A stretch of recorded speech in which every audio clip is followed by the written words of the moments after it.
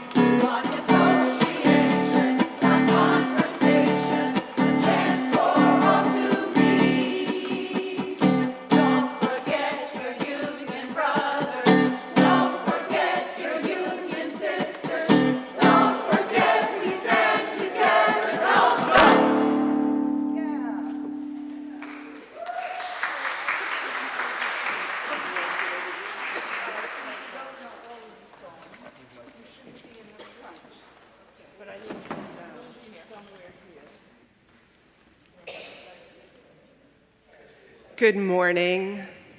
And welcome everybody here and folks joining us on the live stream. Welcome on this Labor Day weekend.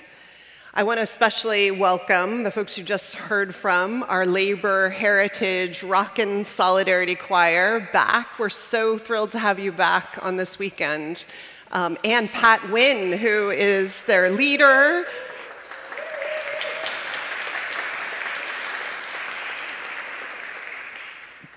I know you retired, Pat, but I feel like encores, just keep pulling you back. Retirement is maybe not a one-moment choice, but something you have to commit to again and again and again. Oh, you're not? Oh, okay. The rumors of your retirement are greatly exaggerated. Okay, that's great. And Bernard Gilbert, too, welcome. It's great to have you all with us today. Thank you for, sustaining all of us and everyone who's in the fight for economic justice around the country in various industries with songs, because passion and joy are part of what keep us in the work. And that's one of the themes we're going to be talking about today. This whole month or so has been about spiritual practices. Actually, the year ahead is going to be looking at various aspects of a larger sense of spiritual practice. And so the theme today is digging into, as I understand it, what sustains us in the work for transformation. When it's hard, and it is hard, transformation is always involves a lot of resistance and working against that. So it is lovely to have with us this morning, leading us in worship, the Reverend Millie Phillips, who's one of our affiliated community ministers. And we're thrilled to have you back on Labor Day weekend. Millie has a long history in her career, one of the chapters of her career in labor organizing, and is currently working, and since the 1970s, and is currently working for the East Bay Alliance for Sustainable Economy as one of their faith-based organizers. And so really wonderful to have you leading worship, along with Dennis Adams, one of our beloved worship associates. It's great to have both of you here. I want to thank everyone else who's made worship on Sunday morning possible, our AV team, our sextons, all of the folks who have lined the gallery with tables of invitations to participate in important work. I want to call your attention to someone who's here in the sanctuary who just arrived from Chicago last week, who's going to be with us for 10 months as our ministerial intern, Kate Steinberg. So Kate, why don't you stand up and...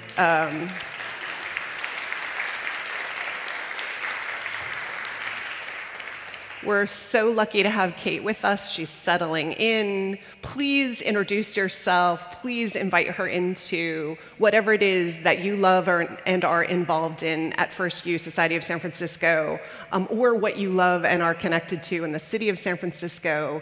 We want to have her time here be as rich and connected to all of it as possible as she steps away from her partner and her life in Chicago and takes the huge leap and risk of being here with us. And we're super grateful that you took that leap.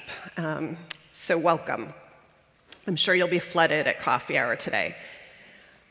Everybody, I hope you have an order of service to guide you through worship. If you're on live stream, there should be a link in the chat, and if you have any issues, someone in chat to answer your questions.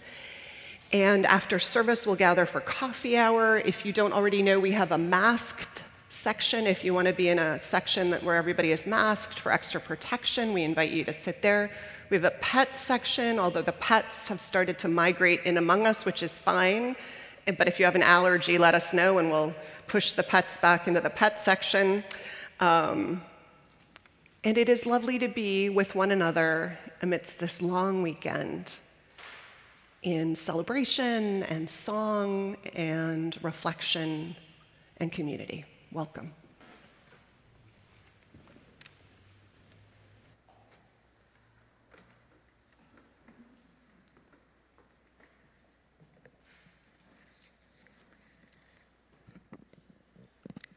We will begin our service with our chalice lighting.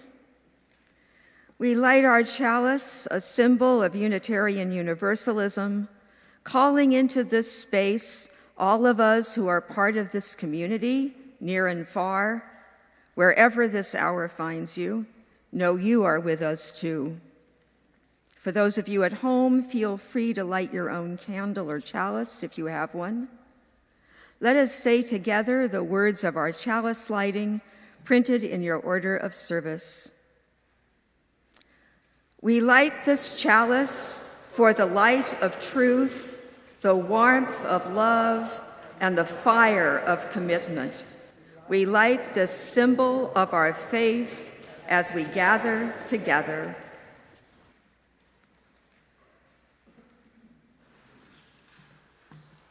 Now I'd like to invite you to rise if you're willing and able, and we'll, oh, I'm sorry. Right now it's time for brief invitations. No? A hymn?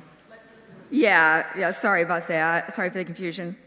So please feel free to join in singing our opening hymn. It's number 157 in your gray hymnal. It's Step by Step, the Longest March, the text of which is part of the Constitution of the United Mine Workers of America. The words and music are also in your order of service.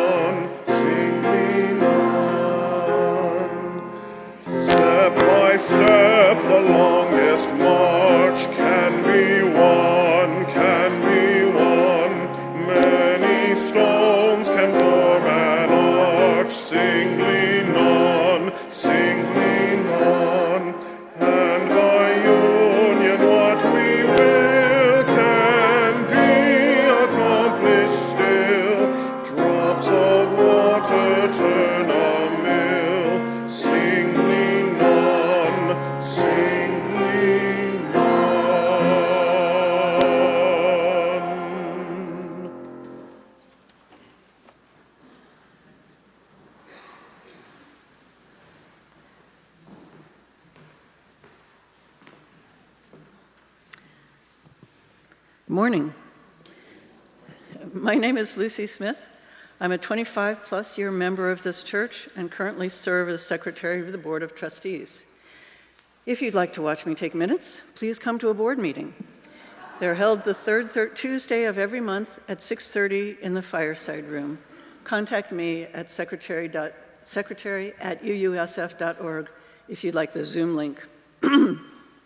If this is the first time joining us in person or watching on live stream, thanks for joining us. If you would like to receive a copy of our weekly email newsletter, The Flame, which includes a link to the order of service and Sunday live stream, you can fill out one of our yellow connections forms. The forms are on the welcome table out inside the sanctuary, maybe in a pew in front of you, and if you're joining us online, they're available through a link in the order of service or video description of today's service. The order of service lists upcoming events and links to opportunities to connect. Please engage in any or all that are of interest to you. I want to call your attention to a few. Sunday school starts next week, so now is the right time to register. Information is in the order of service, and don't forget that the annual waffle breakfast, which opens the Sunday school year season, will be next Sunday in the King Rooms at 9 o'clock, and everyone is invited. I also want to remind you all to put the upcoming auction in your calendar now. It will be Sunday, October 20th, after church, and all are welcome. Be thinking about what you would like to donate, an experience or an item, and check the Flame for a donation link. Sheriffs Cheryl Diener and Gino Fortunato are planning another fabulous event. And finally, I want to call up Emma Wakeling, who will talk about an event today.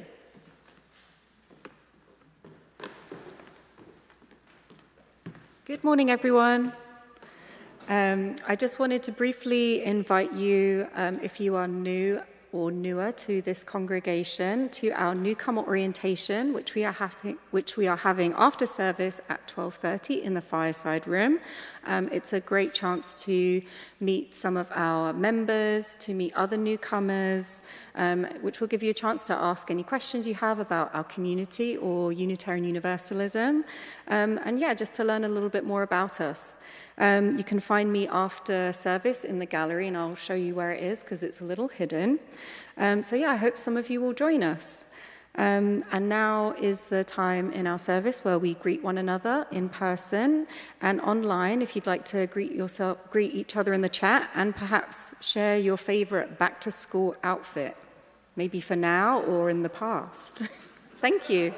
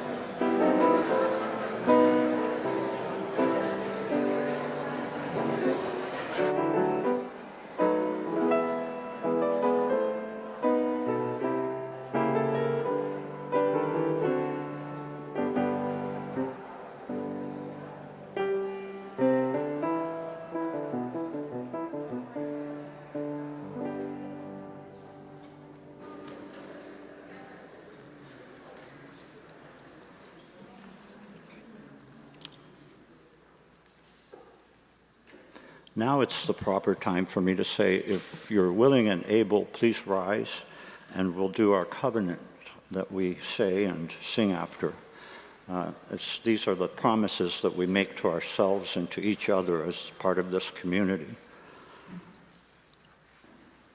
Love is the spirit of this church, and service is its prayer. This is our great covenant. Dwell together in peace, to seek the truth in freedom, and to help one another.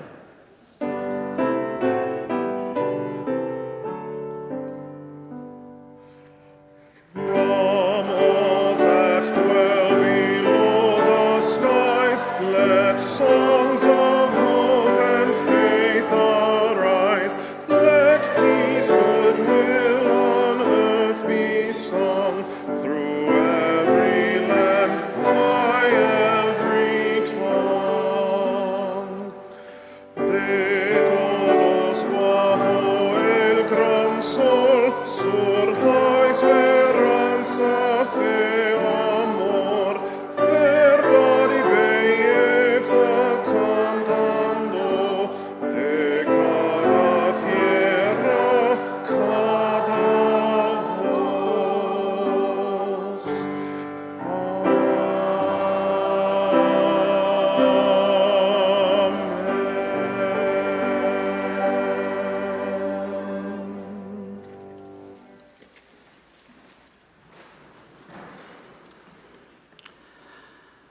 I grew up in State College, Pennsylvania. My father, Franklin Adams, had many quirks, and by far my favorite was his spot-on impression of Donald Duck's voice to amuse babies and toddlers we'd see in public. My parents were pretty liberal about my freedoms, even going so far as to allow me to skip school sometimes and participate in Penn State students' anti-protests and Memorial Days. I was just 13 when I joined several peace coalitions. They allowed me to stay out late at night, my parents, if I was doing theater, which was pretty darned often in the late 60s and early 70s. In May of 1970, when the Kent State Massacre took place, I was 15. It was one of those times. My dad even wrote an anti-war poem and allowed me to go up to Penn State Student Union and read it aloud to a large crowd there, gathered for a moratorium. It was very well received. My father taught botany at Penn State, and he became part of an alliance of fellow collegiate protesters to fight against an Energy Department proposal called Project Ketch. The KETCH, Ketch Project people, wanted to be allowed to detonate nuclear devices in abandoned Pennsylvania coal mines so they could access better natural gas deposits. My father's main point was about the possibility or probability of radioactive residue leaching into the watershed. My dad's group was successful in shutting down this absurd proposal. The same year, Earth Day was started. Attending the First Baptist Church of State College, I became enchanted by the minister there, Robert Wallace, who also bravely, vocally spoke out against the war. He encouraged our youth group to attend peace marches and gave us advice and support to do our own thing. I guess I'm trying to say I was given permission or invited to my activism and nurture a spiritual component as well. But it was my clown acting at a summer camp our youth group started that cemented my view that things could have a positive change. We brought 75 children from our sister church in Harlem and put them through a 2-week summer camp. We raised all the funds for this ourselves. We called it Champ Camp, with a capital H for Harlem. And we learned so much about ourselves and others. But cracking those kids up in theatrical skits to their reactions of laughter and applause would plant a seed in my future clown act firmly in the world. Now if I could only talk like Donald Duck. I'll keep working on it.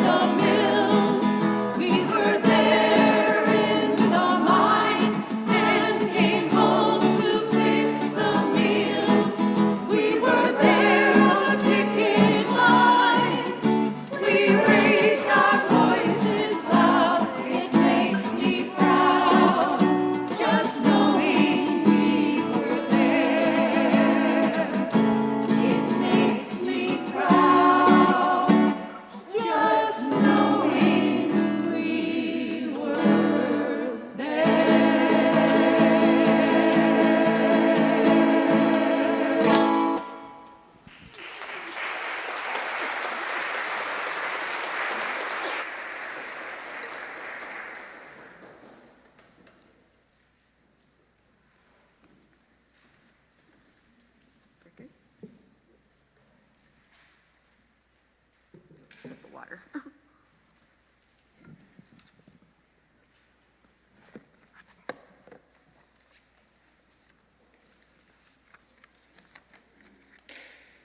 want to thank again Rockin Solidarity for this wonderful inspirational music. Thank you so much. Now, please join me in the spirit of meditation and prayer.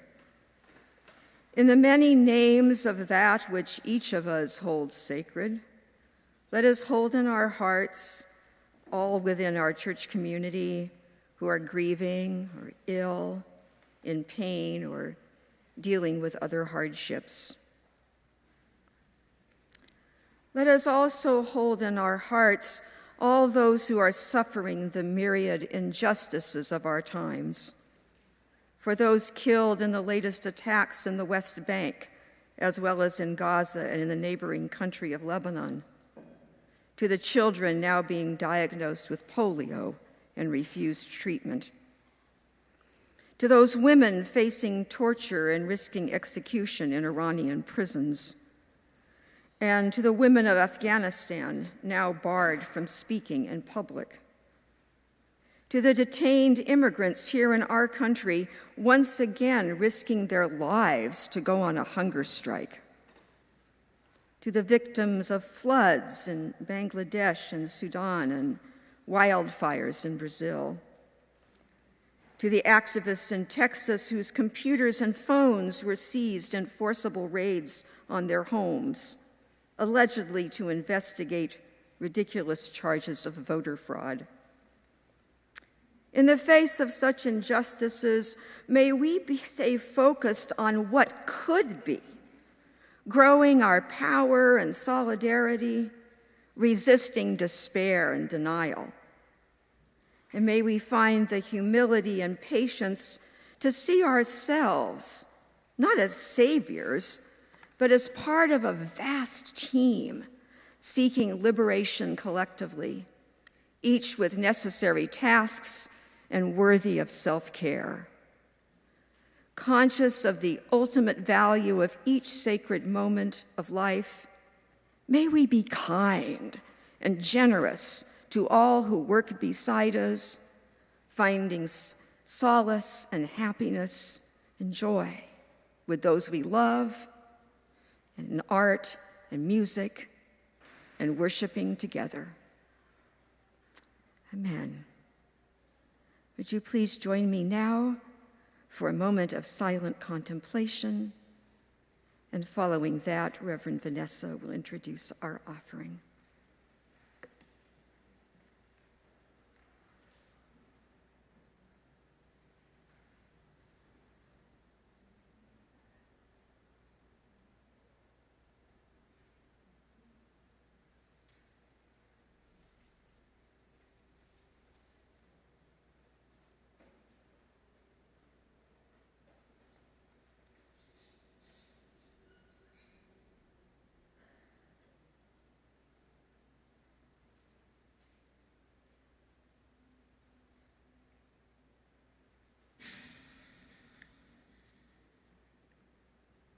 Thank you.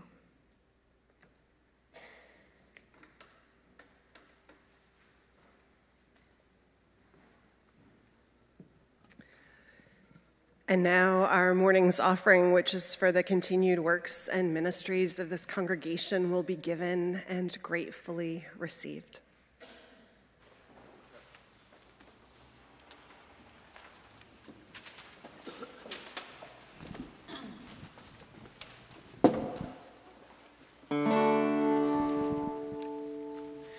Voy a contarles la historia de lo que pasa en la frontera, donde han brotado maquilas como una gran nopalera.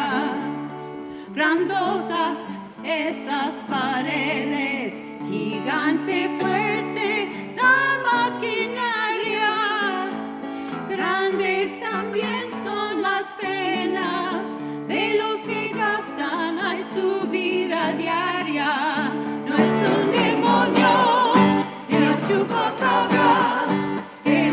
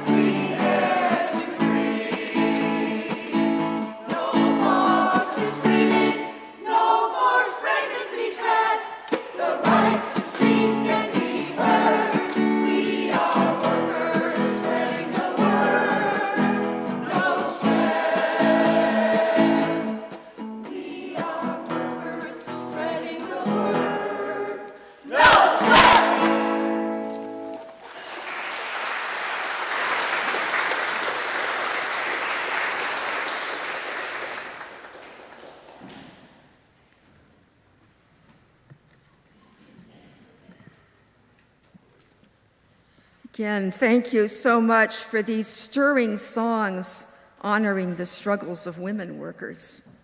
Thank you. This Labor Day service has become a tradition in our congregation, and with Director Pat Wynne, who's been conducting this choir for almost 30 years, leading Rockin Solidarity, along with her partner Bernie's accompaniment on guitar, I am glad to hear that this may not be the last time we will have you up here. A little bit of misinformation there. But still, I have deep gratitude for the many years you have already celebrated Labor Day with us. So let's give Pat, Bernie, and the choir another round of applause.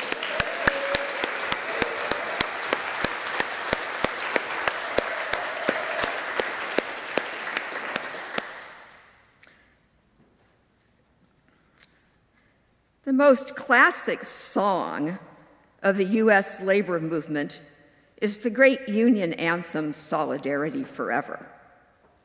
The title of this service and sermon, Gaining Our Freedom, is inspired by one of its lines. We can break their haughty power, gain our freedom when we learn that the union makes us strong. Now, Solidarity Forever is often sung at the end of union conventions, something I've always loved.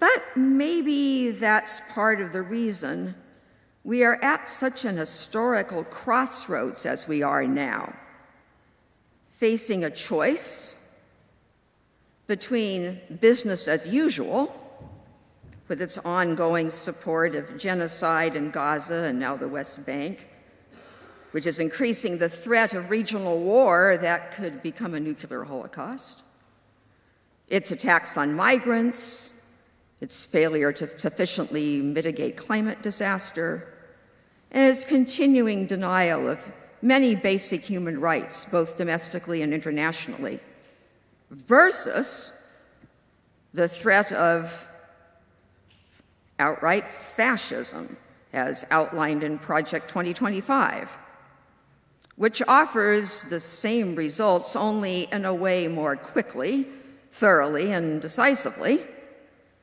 at least for those of us who, by the luck of being born into certain bodies and certain places, have had the privilege to live most of our lives not that worried about bombs, starvation, or those dreaded knocks on the door.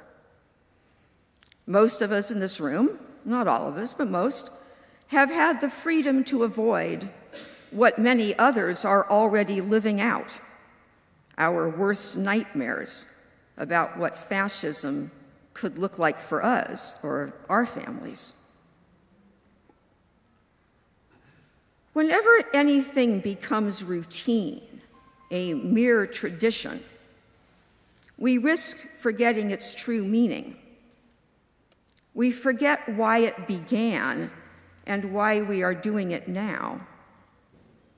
Solidarity Forever has become something like the Pledge of Allegiance or the Star-Spangled Banner, despite its profoundly antithetical message to those. Because it's things most of us say or sing, whether or not we really believe the words, just because we are supposed to, and it's listed on the agenda. Indeed, Solidarity's author, Ralph Chaplin, who wrote the song in 1915, feared that would become the case, and later in life he spoke out against unions using it if they were not fully committed to implementing its lyrics. Perhaps even voting has become a similar hollow tradition. Organized labor, for all its actual value, and believe me, I am a strong supporter of it, and its even greater potential, has actually done very little to prevent our arrival at today's crossroads, and neither has organized religion or any other major institution in our country. We need to ask why.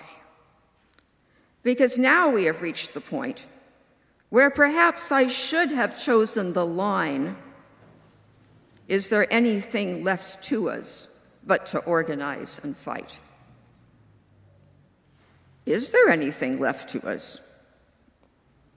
We've tried looking the other way. We've tried living on vague messages of hope. We've tried patiently waiting for a savior. We've reluctantly allowed ourselves to be guilt-tripped into sacrificing our ideals and principles in the name of pragmatism and realpolitik. We've tried loyalty to our masters only to be betrayed time and time again. If our relationship to our economic and political system were like a personal relationship, we'd be like certain victims of domestic violence who become resigned that there is nothing they can do other than try to appease their abuser. Thankfully, though, it's part of human nature that when our literal existence or that of our loved ones is immediately threatened, we tend to organize and fight back. We break free of resignation. Yet, sadly, it's at that point when the risk to ourselves is greatest.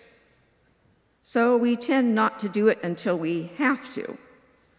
And by then, it may be too little or too late. Now, don't get me wrong. I think most people are pretty caring, regardless of their religious or political views. Most do strive to care for those around them. They serve others directly, both as workers and as volunteers, as neighbors, as churchgoers, as friends and relatives.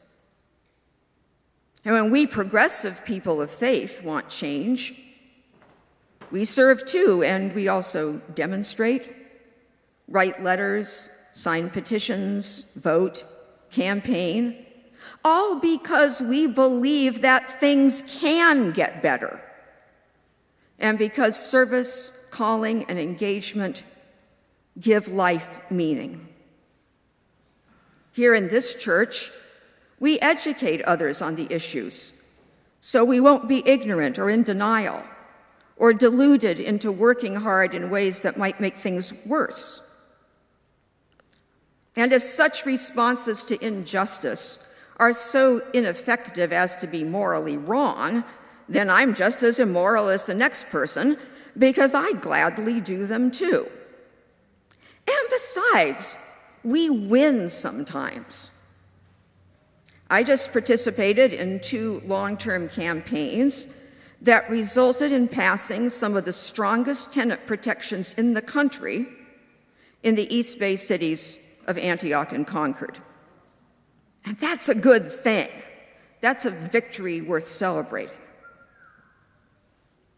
And I don't think most people, regardless of their views, have evil intent. I don't think most leaders of organized labor or organized religion are not good people. Even as a committed socialist, I don't think that all our politicians and business leaders are bad people. Instead, I think we are all caught up to an extent in a mass delusion of resignation, grounded in a culture of individualism that leads us to look only at what each of us can do on our own, or at best in small groups. The powers that be are so entrenched that we lack the imagination to believe they can be removed. So we settle for Band-Aids in the midst of genocide. Now, from the standpoint of an individual, it makes perfectly good sense to try to avoid the worst of a set of terrible choices. As Solidarity Forever says, what force on earth is weaker than the feeble strength of one? It's relatively easy to resign ourselves to this approach, perhaps relieving our troubled consciences. But deep down, don't we long for more? For example, don't we wish we could vote successfully for an end to genocide? An end to immigrants being locked in detention centers and having to go on hunger strikes to get our attention? An end to homelessness and to people dying from inadequate and unaffordable health care? For dismantling nuclear weapons and slashing the military budget? For reproductive freedom that doesn't get taken away? For reparations and lasting protections for all who have been marginalized and mistreated in this country? For effective and immediate mitigation to global warming? Occasionally, such issues may be partially on the ballot, or there may be a potentially viable candidate who agrees with us, but we still keep losing. If we want to win, and even in the long haul to survive, there has to be a different approach. Whatever we do this fall, in an understandable effort to keep things from getting worse, it may very well be the most we can do under current conditions. But we are still only buying time. Winning our real agenda will require a major spiritual as well as practical shift.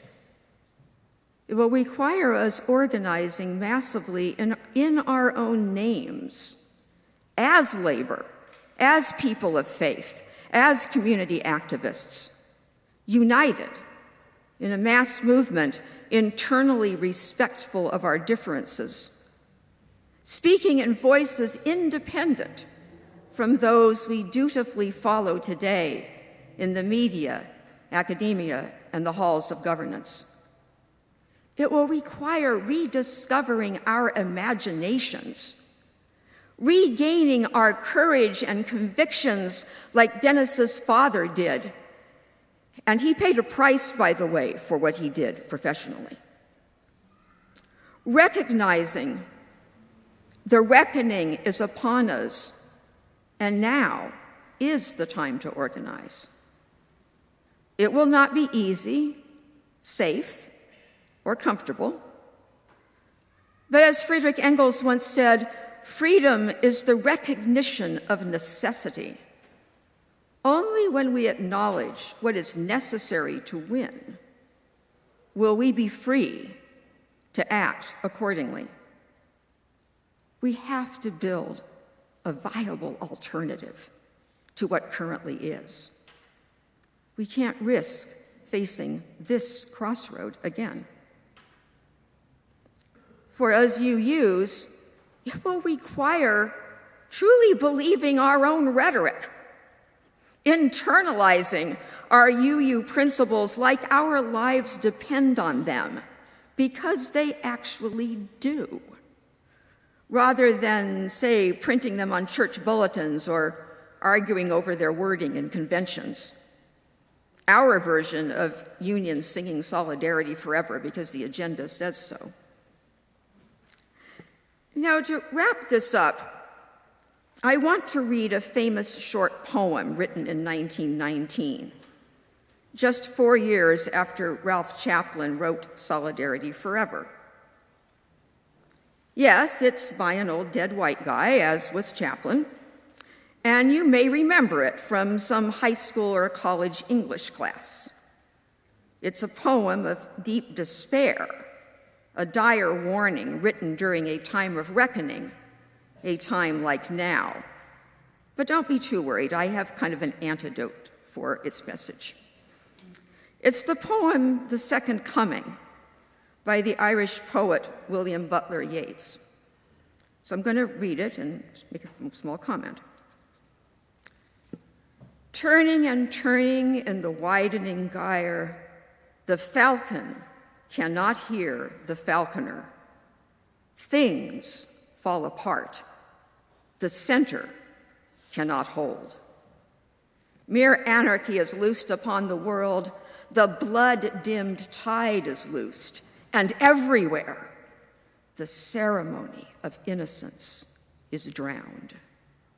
The best lack all conviction, while the worst are full of passionate intensity. Surely some revelation is at hand. Surely the second coming is at hand. The second coming? Hardly are those words out when a vast image out of Spiritus Mundi troubles my sight. Somewhere in sands of the desert, a shape with lion body and the head of a man. A gaze blank and pitiless as the sun is moving its slow thighs, while all about it reel shadows of the indignant desert birds. The darkness drops again, but now I know that 20 centuries of stony sleep were vexed to nightmare by a rocking cradle. And what rough beast, its hour come round at last, slouches toward Bethlehem to be born? Well, I'm a bit afraid that beast is no longer slouching, but kind of galloping. Yet, we do not need to give in to despair, which is the ultimate version of resignation. We can instead adopt a positive vision of what is coming, of people who are no longer slouching, people who are galloping forward faster than any beast, people who have regained their convictions, like Dennis's father, awakened from the nightmare of business as usual, inspired but not vexed by the rocking cradle. People who can sing the words of Ralph Chaplin and truly mean them. In our hands is placed a power greater than their hoarded gold, greater than the might of armies, magnified 1,000-fold. We can bring to birth a new world from the ashes of the old. For the union makes us strong. Are you in? Thank you. And may I add, people who will sing our inspirational closing hymn. So let's rise in body or spirit to join together in singing hymn number 1007, There's a River Flowing in My Soul. The words and music are in your order of service.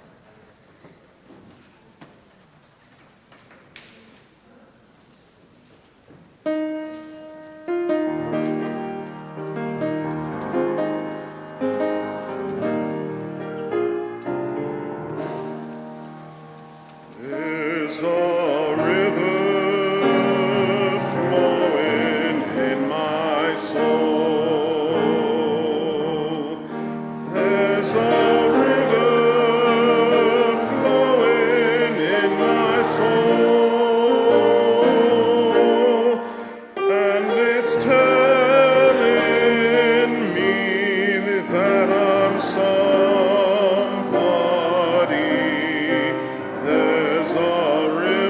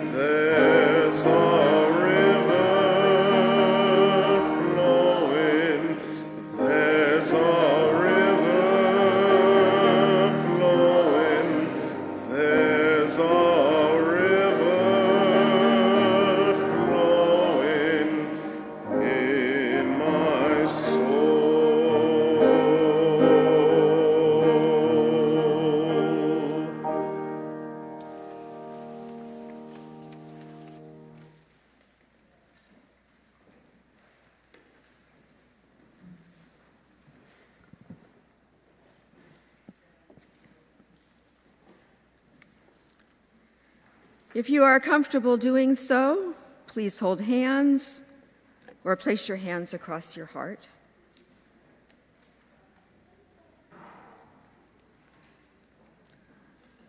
Each of us, in our own ways, we are all doing the work of the world, tending to others in the hospital or the home, delivering mail, growing food, ringing up groceries, teaching children, fighting fires, designing new technologies and troubleshooting their problems, attempting to resolve disputes fairly and justly, playing music, making visual art, clowning like Dennis does, building, cooking, cleaning, repairing, writing, speaking, reporting, ministering. Our superpower is that nothing gets done without us. Let us go forth, collectively inspired to use this power, not in service of those who would exploit us, but in the service of gaining our freedom. Amen. And now thanks again to Rockin Solidarity for our closing music.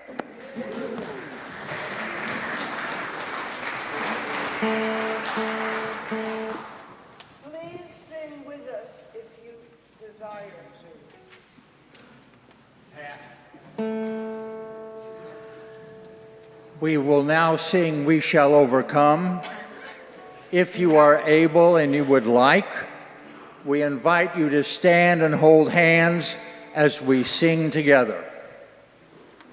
We